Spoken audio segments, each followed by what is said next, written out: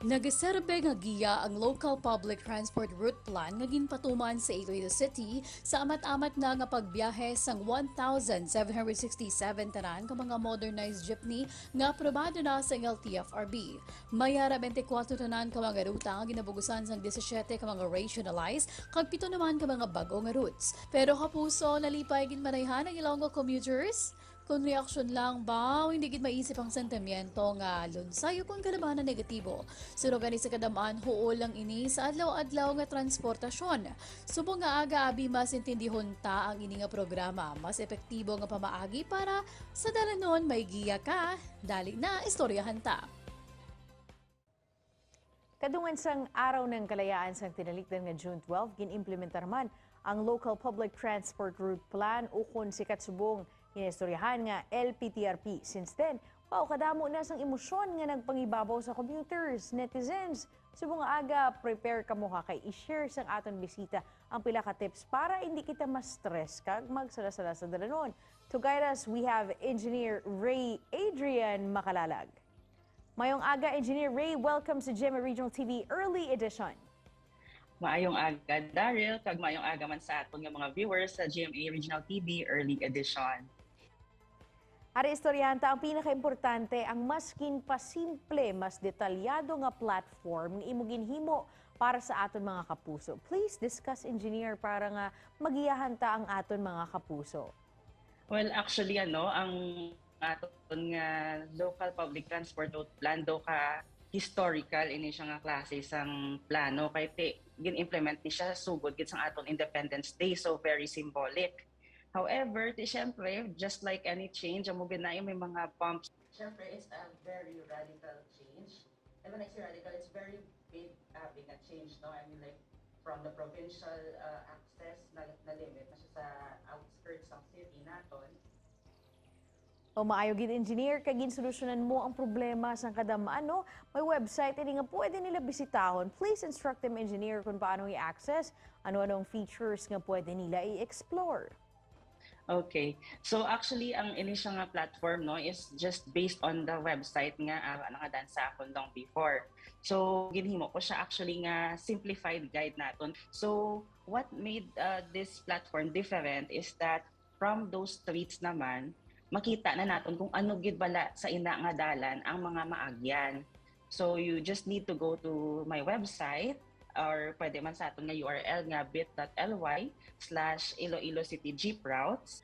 Then ma-access mo na siya din ang 24 gid naton ka ruta. Kag detalyado inada tanan nga kalsada nga malabayan. So hindi na ikaw mag-worry. For example, ara kabi sa isa ka mall sa may distrito sa Mandurriao, kag may kadtuan ikaw sa city proper abi, let's say sa City Hall ka makadto. So makita mo na to, pangitaon mo lang ang ngalan sang mall kung diin ikaw, tapos latawon mo sa dalom kung may ara sang ngalan sang City Hall, kag most likely kung sakyan mong amo na nga jeep is palabot ikaw sa imo destination. Engineer, in just a short period of time na come up mo ang ini nga initiative, something we know hindi mo na lang kahapos. Ano ang motivation mo?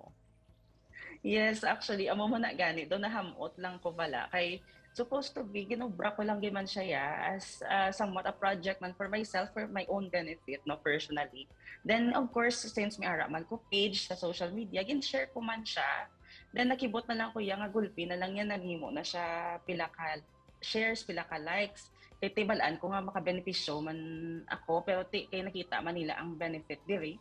So, amo na, ginpaspasan ko siya kadagab-i ginakota ko akong kagalingon nga may matapos ako nga ruta, and amo na do ka fulfilling lang ang 24 na ubos ko gid.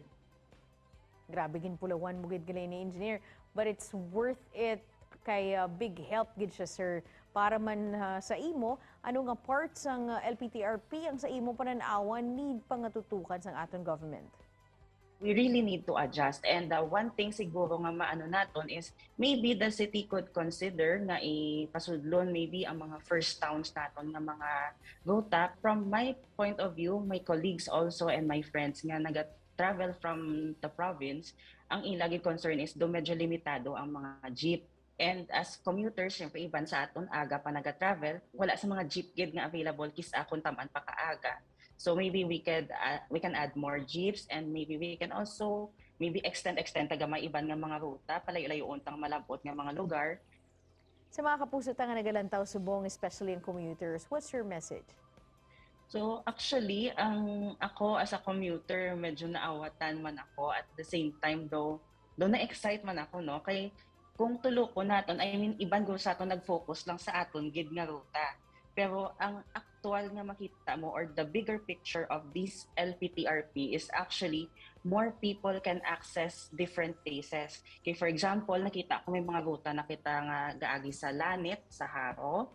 Then may ara makita sa mga ruta nga nagaagi na sa may Sook, Arevalo. And these communities are very difficult nga for them na maka-access ang iban ng mga services man diri sa city kaya wala ruta sa jeep and all.